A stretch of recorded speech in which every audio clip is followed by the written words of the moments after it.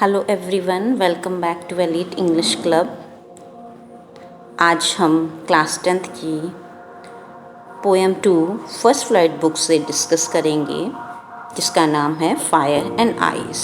So let's start.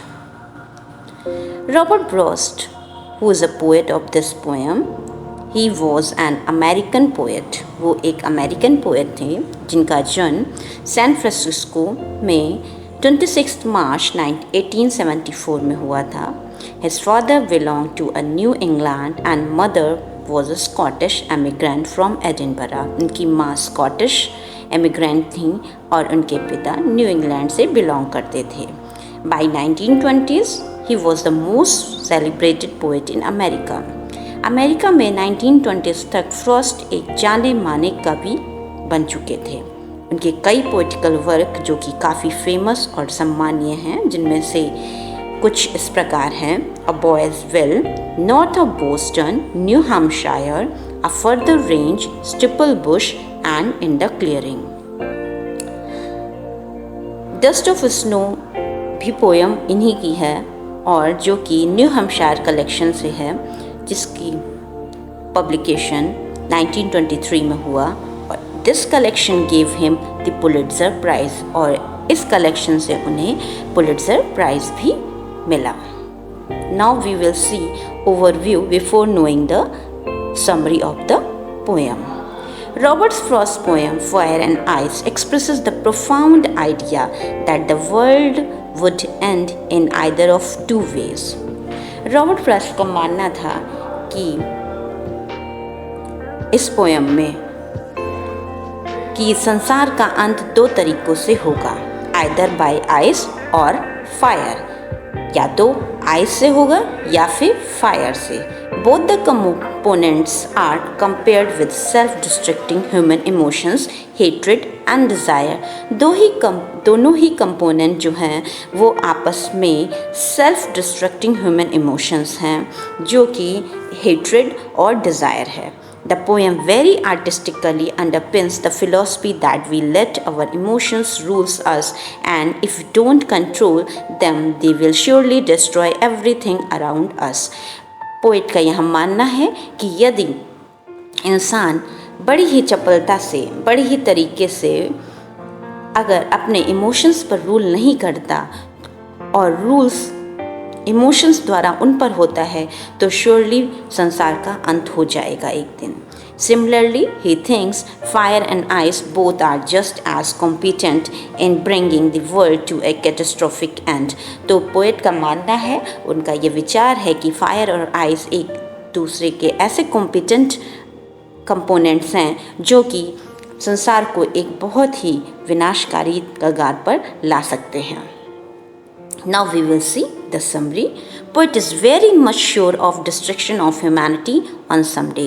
Poet बहुत ही दृढ़ है और ये जानता है कि एक ना एक दिन इंसानियत का अंत होगा। He is talking about the two different beliefs regarding the end of this world. वो बहुत ही दो different भिन्न beliefs पर बात करते हैं। These are on the basis of saying of the people. ये दो मत दो प्रकार के समूह के द्वारा कहे गए हैं। The poet says that he is in favor of those people who say this world will end in fire. Poet का मानना है वो उस तरह के ग्रुप की तरफ है जो ये जानते हैं कि जो ये मानते भी हैं साथ ही साथ कि संसार का एंड जो होगा वो फायर से होगा। This is because he has seen the effect and result of uncontrolled and unending desire over the life of human beings. क्योंकि पोएट ये जानता है और उसका विशेष कारण ये भी है कि मनुष्य की इच्छाएं अनगिनत हैं जिनका उन पर अपना कंट्रोल नहीं है। इस कारण संसार का अंत आसानी से हो सकता है। He finds that human evil desires are similar to the fire in its nature. उसका मानना है कि मनुष्य की जो इच्छाएं हैं वो इतनी अपने आप को पूरी करने के लिए वो कई बुरी हरकतों से रूबरू होता है और जो कि फायर का काम करता है।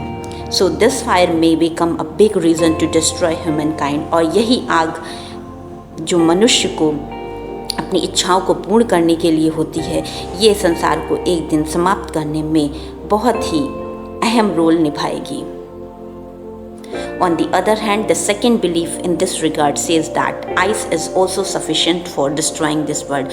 और दूसरी तरफ दूसरे लोगों का मानना है कि जो आइस है वो भी बहुत ही अहम रोल निभाएगी संसार को डिस्ट्रॉय करने में। Here the poet compares the nature of ice with hatred feelings of humans with the other humans. यहाँ पर आइस को कंपेयर किया गया है पोएट ने हेट्रेड फीलिंग से, जो कि मनुष्य एक दूसरे से जलन की इच्छा रखता है, ईर्ष्या रखता है, जिस कारण भी इंसान बहुत ही अंदर घुटन के कारण अपने आप को समाप्त कर लेता है। As ice can make the body numb, जिस प्रकार से बर्फ मनुष्य की बॉडी को नम बना देती है विद इट्स प्रोलॉन्ग्ड कॉन्टैक्ट, काफ़ी लंबे समय तक इसके यूज़ के कारण।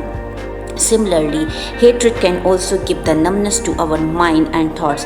उसी प्रकार जो ईर्ष्या और जलन की भावना होती वो भी हमारे विचारों और मन को पूरी तरीके से नम बना देती है। And hence it can make us insensitive and cruel, और इसी प्रकार हम काफ़ी insensitive और निर्दयी बन जाते हैं। Such cruelty towards humanity will be more responsible for the destruction of the world compared to the desire.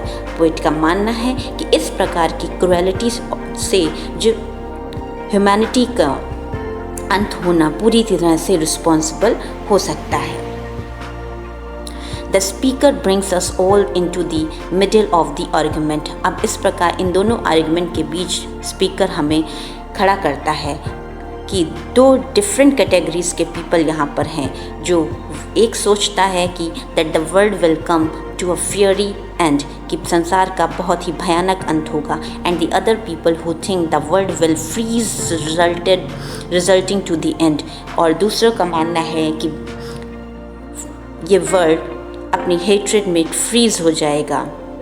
Poet is possibly talking about the literal end of the world, और पोइट का यहाँ पर पूरी तरीके से मानना है शाब्दिक रूप से इस संसार के अंत होने का। But he is also talking about the power that human beings have to destroy each other, और साथ ही साथ पोइट का ये भी मानना है कि जो पावर है जो कि ह्यूमन बींग्स को डिस्ट्रॉय करनी होगी एक दूसरे से, और इस कारण the poet experiences the romantic desire that he has taught the passion for emotions like love and lust. यहाँ पर पोएट उन अनुभवों को व्यक्त करता है जो कि एक रोमांटिक डिज़ायर होती है, जो एक रोमांटिक इच्छा होती है कि जो ही has taught the passion for, उसने सिखाया है कौन से पैशन, इमोशंस हैं लव और लस्ट। एक तरफ लव है, एक तरफ प्यार है, और दूसरी तरफ लालच, जो कि तीव्रता से बढ़ने के कारण भयानक रूप ले सकती हैं।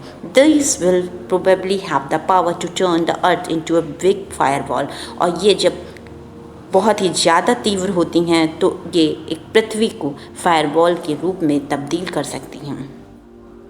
But he has also experience the other extreme side, लेकिन दूसरी तरफ उसका जो दूसरा अनुभव भी है वो भी पोएट यहाँ पर व्यक्त करता है। This is about colder emotions like hate, और दूसरी तरफ कोल्डर इमोशन होते हैं जो कि हेट का काम करते हैं, which have great destructive power, जिनमें भी डिस्ट्रक्शन की पावर बहुत ही ज़्यादा होती है। It is a common fact that love gets all the publicity. आपको जैसे कि पता है लव बहुत ही जल्दी पब्लिसिटी प्राप्त कर लेता है, whereas hate is a silent killer. वहीं हेट जो होता है वो पूरी तरीके से अपने अंदर ही अंदर इंसान को ख़त्म कर सकता है। लव बहुत ही आसानी से पहचाना जा सकता है पब्लिक में। It may not have the same effect as the firewall ending, इसमें उसी प्रकार का इफेक्ट प्रभाव नहीं हो सकता है जिस प्रकार से फायरवॉल एंड होने का, but it will do the trick, लेकिन ये ट्रिकली इसे जरूर एंड करेगा। In conclusion the poet is revolving around the theme that human emotions are destructive. Poet का ये मानना है कि जो ह्यूमन इमोशंस हैं वो पूरी तरीके से डिस्ट्रक्टिव हैं and has two possible forms, और इस इमोशंस में जो मेन दो डिस्ट्रक्शन का कारण है वो हेट और डिज़ायर का है। So now we will see the poetic lines and line by line explanation. Here is the poet's first stanza says, some say the world will end in fire, some say in ice. From what I have tasted of desire, I hold with those who favor fire. So here see, the poet is analyzing about the end of the world. यहाँ poet analyze कर रहा है world के अंत को. The poet provides and deals with two possible causes for the end of the world. Poet ने यहाँ पर दो पॉसिबल एंड्स बताए हैं. He considered the age-old question of whether the world will end in fire or an ice. जैसा कि यहाँ पर दो क्वेश्चन अराइज हो रहे हैं, दो मत के लोग हैं. एक कोई ये कहता है कि संसार का अंत फायर से होगा या आइस से. Both the two reasons contrast each other, और दोनों ही एक दूसरे के विपरीत हैं. And are quality opposite to each other and equally opposite to each other, और पूरी तरीके से समान रूप से एक दूसरे के विरोधी हैं. One side debate are to those people who are in favor of fire. There is a group of people who favors in fire will end the world, कि fire संसार का अंत कर देगी. और पोएट भी उसी बिलीफ के साथ जाना चाहता है. उनका मानना है कि it will be heat and passion which will lead the humanity the world to end, जो कि ह्यूमैनिटी को लीड करेगा किधर, वर्ल्ड को एंड करने में. On the other side of debate are those people who favor ice and feel that it will be ice which frees the world. दूसरी तरफ ये मानना है कि जो आइस है वो इंसान को फ्रीज कर देगी, उसके इमोशंस को नम कर देगी, जिसके कारण इंसान हेट करते करते एक दूसरे को ख़त्म कर देगा. फ्रॉस्ट यहाँ पर एक पावरफुल स्टेटमेंट प्रेफर करते हैं, that is subject of greed and jealousy, जो कि ग्रीड और जेलसी का है. He saying that about anything else even hatred which is the trail of humanity is most likely to lead the world to its demise. जैसे कि hatred है जो कि मनुष्य को डिमाइस की तरफ ले जाएगा.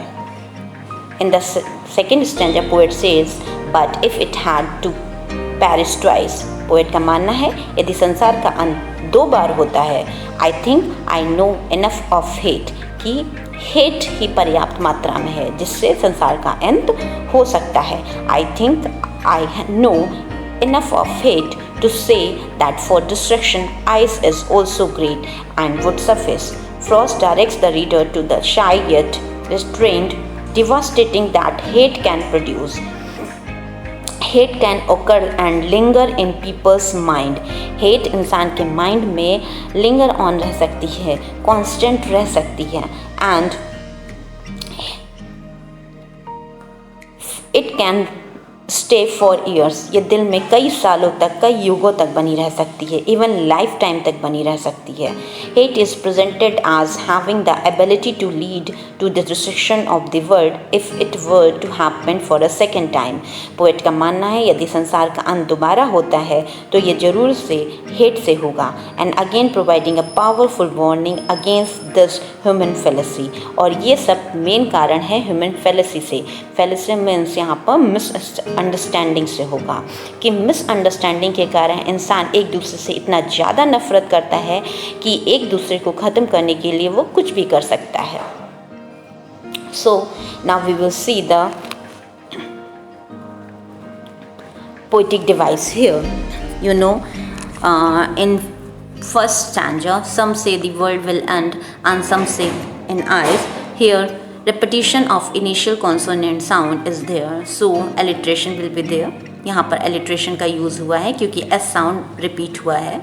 पैराडॉक्स पोएट ने यहाँ यूज़ किया है क्योंकि यहाँ पर बहुत सारे पैराडॉक्स का मतलब होता है जो कि ट्रू स्टेटमेंट बट अनट्रू लगता है, जो वो यहाँ पर पैराडॉक्स को दर्शाता है.